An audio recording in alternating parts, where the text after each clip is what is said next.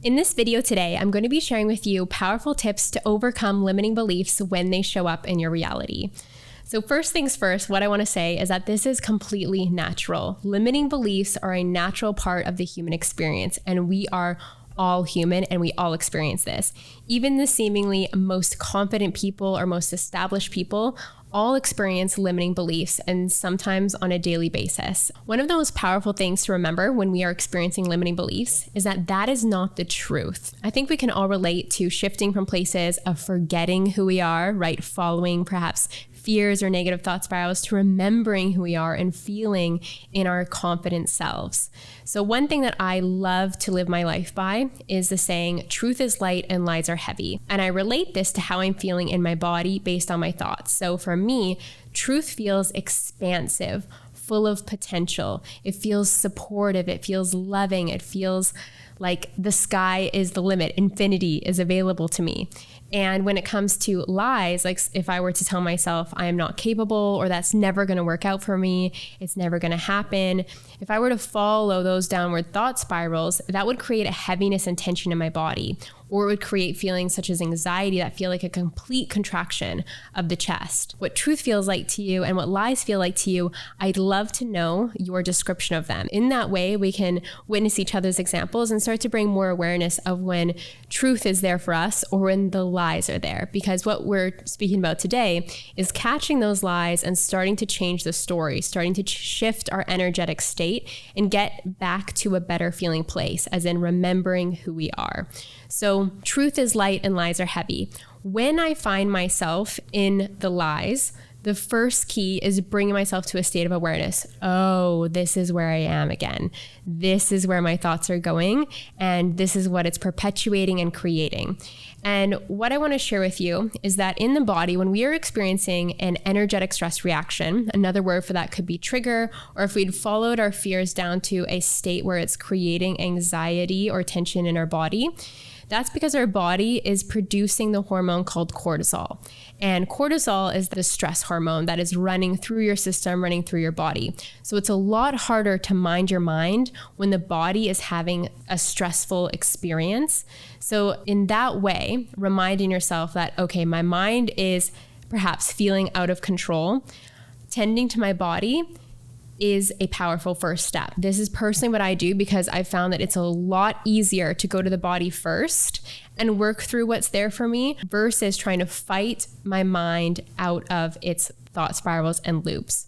Because fighting creates this energy of conflict and frustration and annoyance in the body, shaming the self, perhaps guilting the self, and that's not where we want to go. We want to be solution focused, solution oriented. We want to be curious as to what got us in that state and how can we shift ourselves back into a state of remembering who we are. By reminding myself that, what I do is I take a moment, I put myself into a quiet space whenever I can. That could be dropping down on the yoga mat. That could just be sitting in a chair, putting perhaps my hands on my heart or a hand on my heart and one on my stomach.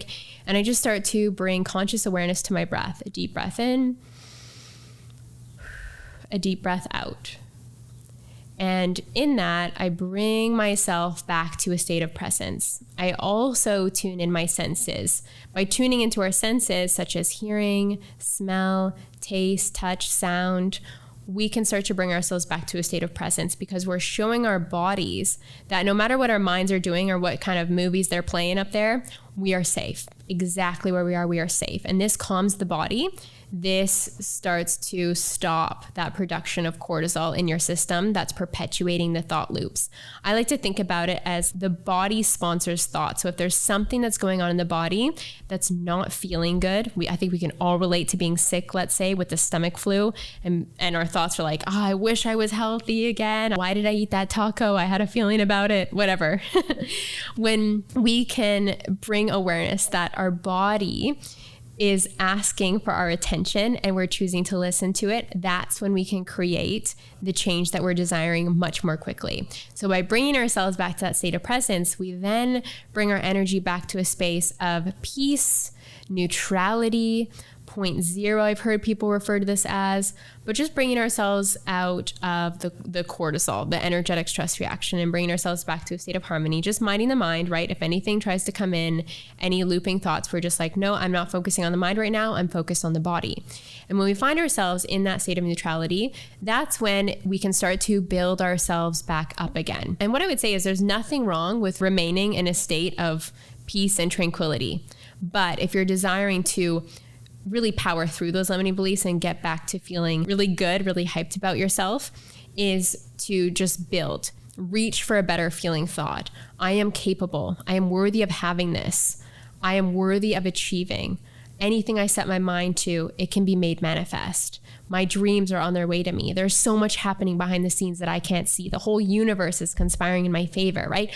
Thoughts like this start to build that upward spiral momentum and remind you about who you are, right? The truth, even if it doesn't feel expansive when you're reaching for those better feeling thoughts at the beginning, if you keep reaching, I say reaching because it does take some effort, it does take some energy sometimes, reaching for those better feeling thoughts, before you know it, you will get there.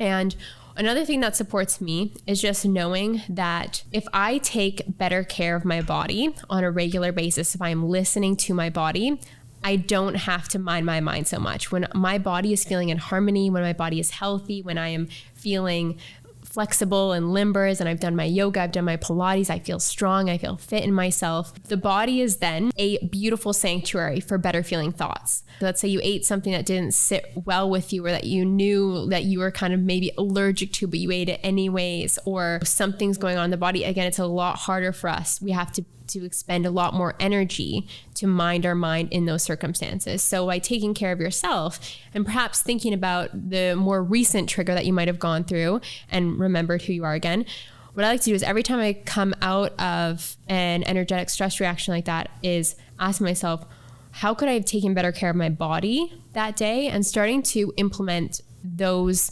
actions or practices into daily life. So I can think of, for example, something for me was no longer drinking coffee, because I recognized that coffee perpetually would put me into a state of anxiety. I love the taste of coffee. I love the ritual of coffee, but coffee for me every single day does not do good things for my nervous system and my mind. And so a decision like that came from shifting my energetic state out of one of an energetic stress reaction and into one of a state of harmony. And I recognized, that substance is triggering specific thought patterns or anxious feelings in my body.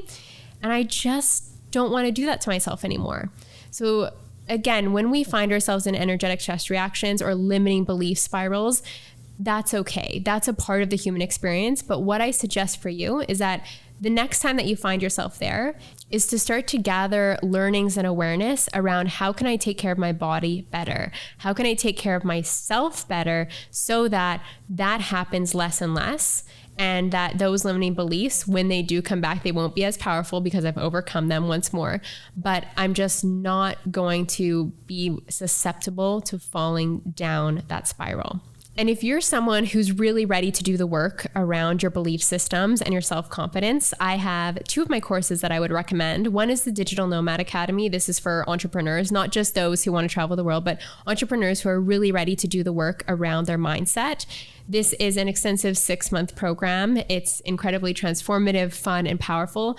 But at the beginning of the course, we solely focus on mindset because it is such an incredible part of our journey. It is the foundation of our journey. As you can all probably relate to watching this video, the mindset is so important. And I also have a program called Opulence, which really works on your relationship with money and your thoughts and your belief systems around money. And we do the same work in that course as well. We start with mindset. We really start to heal, release the lies, and bring ourselves back to truth in a very empowering way. And of course, as always, if you're open to one-on-one coaching, I would absolutely love to work with you. You can reach out at any time. Sending you so much love and wishing you a beautiful, beautiful day. Remember, you are so capable, you are so worthy, and you are so loved. I will talk to you soon. Bye.